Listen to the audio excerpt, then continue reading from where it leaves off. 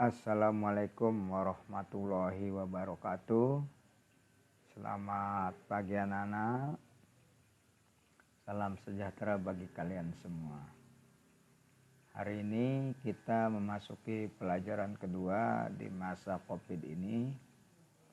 Isinya merupakan rincian materi teks berita yang sudah Bapak sampaikan pada minggu yang lalu. Di sini saya akan menyampaikan dua materi. Yang pertama adalah pengertian teks berita menurut para ahli, dan yang kedua adalah unsur-unsur berita.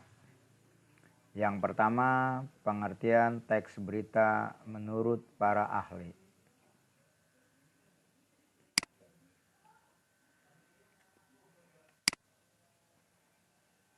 Menurut Michael V.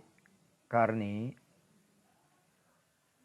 dalam bukunya Romli tahun 2009 halaman 5 mengatakan bahwa berita adalah laporan tercepat dari suatu peristiwa atau kejadian yang faktual, penting dan menarik bagi sebagian pembaca serta menyangkut kepentingan mereka.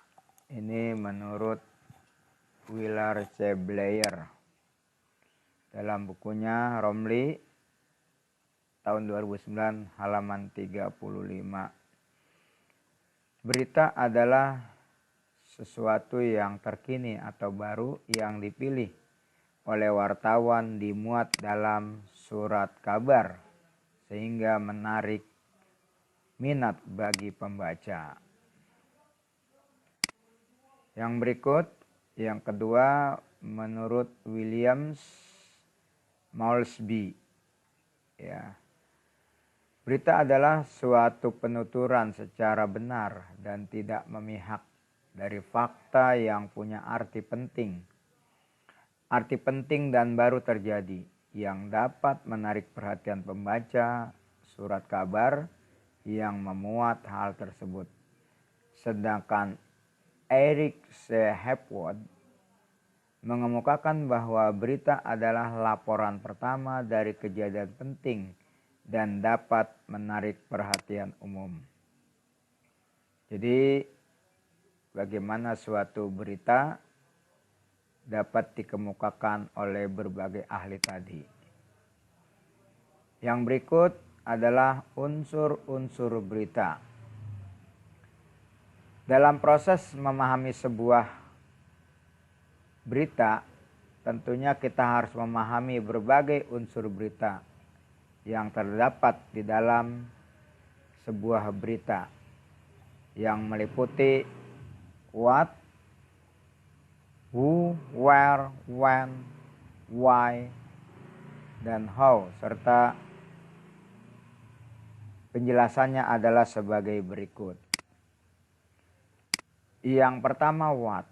What itu suatu berita dikatakan baik jika memenuhi unsur what, yaitu berisi pernyataan yang dapat menjawab pertanyaan apa.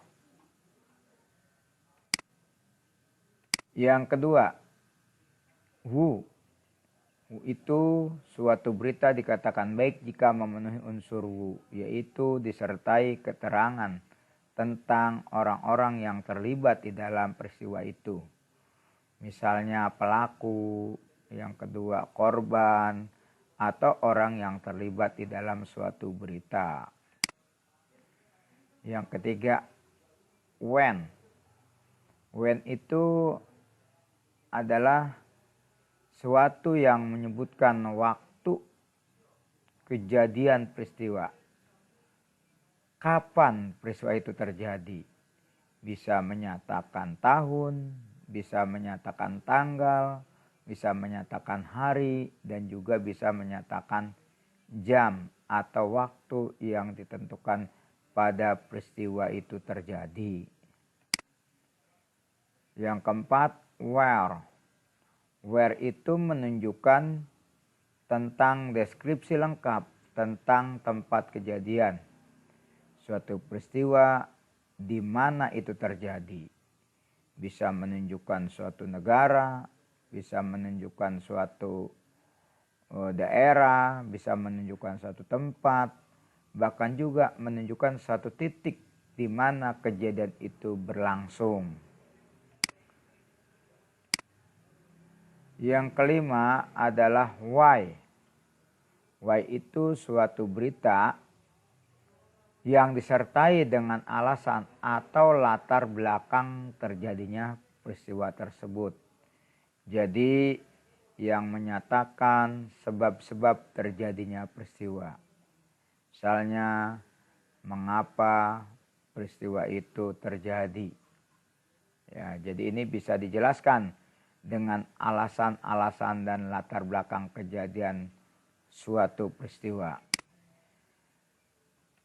Dan yang terakhir adalah how. How itu suatu yang dapat dijelaskan proses kejadian suatu peristiwa atau akibat yang ditimbulkan. Misalnya adalah bagaimana peristiwa itu terjadi, dampaknya apa, akibatnya apa. Berbeda dengan yang tadi, yang kelima. Kalau yang kelima itu adalah alasan. Nah, itulah anak-anak, ada 6 unsur-unsur berita yang dapat kalian pahami betul-betul. Untuk itu kalian harus mengulang lagi materi ini dari 1 sampai dengan terakhir. Sekian dari Bapak, mohon maaf. Saya Iri, wassalamualaikum warahmatullahi wabarakatuh.